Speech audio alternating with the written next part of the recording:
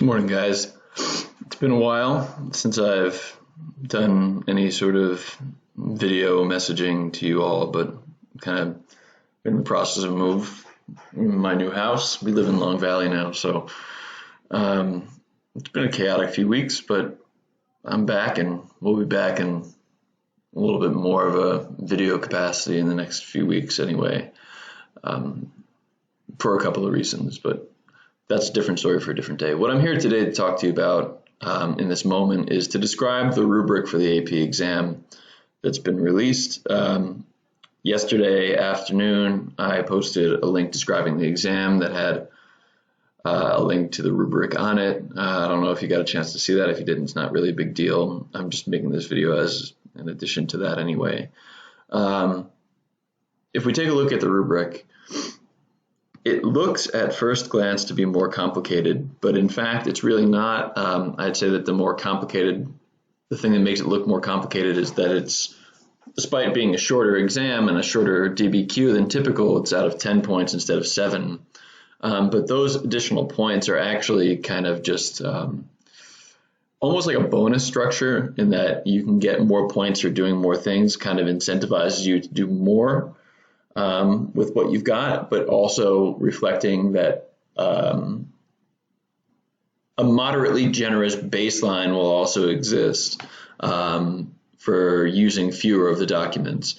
You notice that they have highlighted some things in rubric in green. Those green elements are things that have changed or been added for this purpose of this exam. To that extent, you can see that nothing has changed related to the thesis and contextualization. Both those things are still here, unchanged and necessary.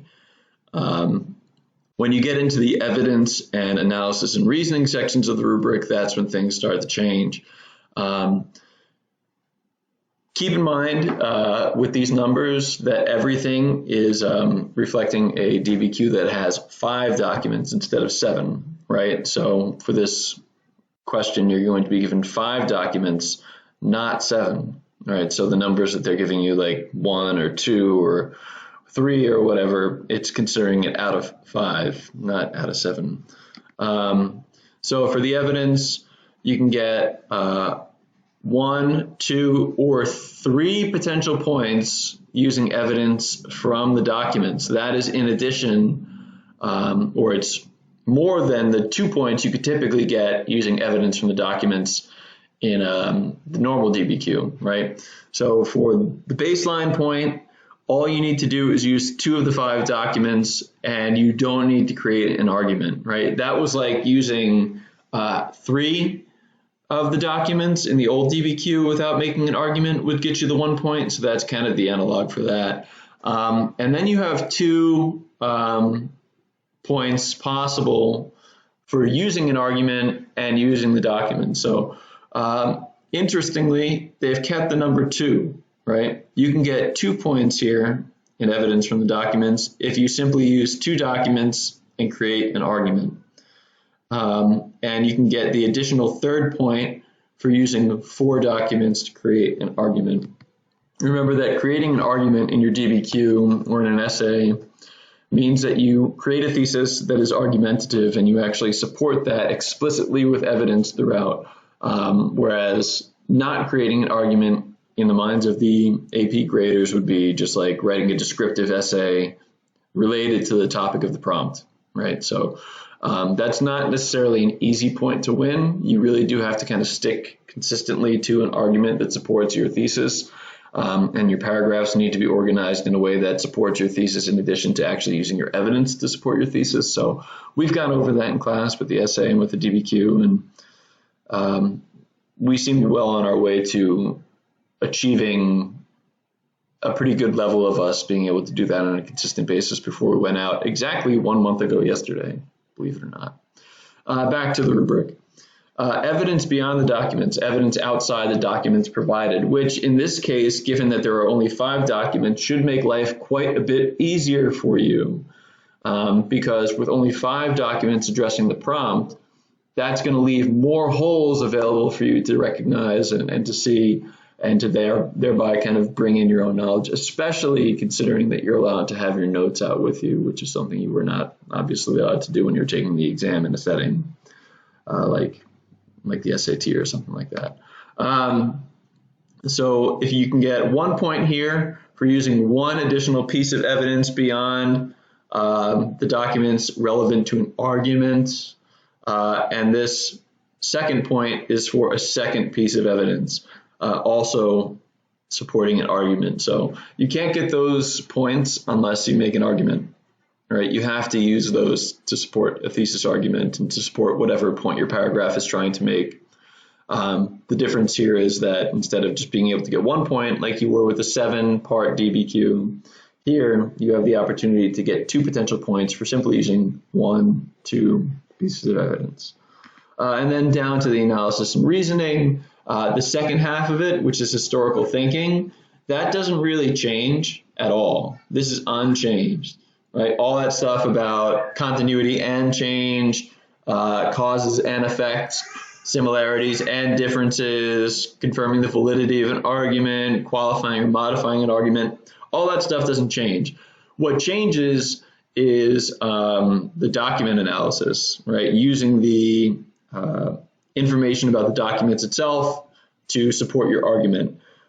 In the past, on the 7-document DBQ, you had to do this for 3 documents to get credit. You had to address and use the document's point of view, purpose, audience, specific historical situation to support an argument with 3 of the documents.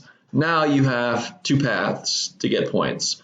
One for using 1 document and a second point for using a second document, right? So again, it's kind of giving you that bonus structure where you can use 1, get 1 point, use another, get another point, so on and so on, as opposed to the ordinary DBQ where you would only have 1 target and you'd have to hit it or else you would risk getting no points, right? Aside from that, that's the same. Everything else about the DBQ is the same aside from the 5 documents and these changes to the rubric. So what you are doing as a writer is very similar, right? The expectations and the materials are a little bit different, but as a writer, you're going to be approaching this the same way. I would instruct you just go at it the way that you've been going at any other DBQ, and you should be in good shape. Aside from how the exam will be presented to you, like I don't know what the College Board's exam is going to look like. I don't know if they're going to have documents on separate pages and then a question. I don't know if it's going to be like the Park where you have the ability to like highlight documents on the computer. I don't know any of that, and they haven't said it. I mentioned that yesterday when I posted the information about it, and when I posted the quiz. The other thing that I don't know is how many points on the rubric you'll need to get the 5 or the 4 or the 3 or whatever the score is for the DBQ, because it's what's called the norm referenced exam, like the SAT or the ACT, where it's like based on the performance of everyone else around the country on the exam, that's going to be like the percentile into which you fall. So I don't know if they're going to change that for this exam or not. They haven't said anything about it, at least not explicitly, and they've released a lot of communications, and I haven't noticed anything in there relating to that. Leads me to believe that it's still going to be that kind of norm referenced percentile style grading where score X on the rubric, depending on the performance of people around the country, will be your final 5, 4, 3, 2, or 1 score on the AP exam, right? And keep in mind, you want to get that for most colleges want for college credit, and all colleges have agreed to accept this modified AP exam for credit. So that's that. Aside from that, guys, let me know if we have any questions. I'd be happy to answer them, and that's really it. We'll get in some serious practice with this. It's going to be in like the middle of May or something like that. Senor Buendia came by. I wish you guys good luck. on your first round of practice exams.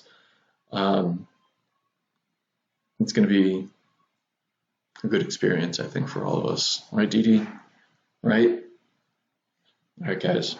Have a good day.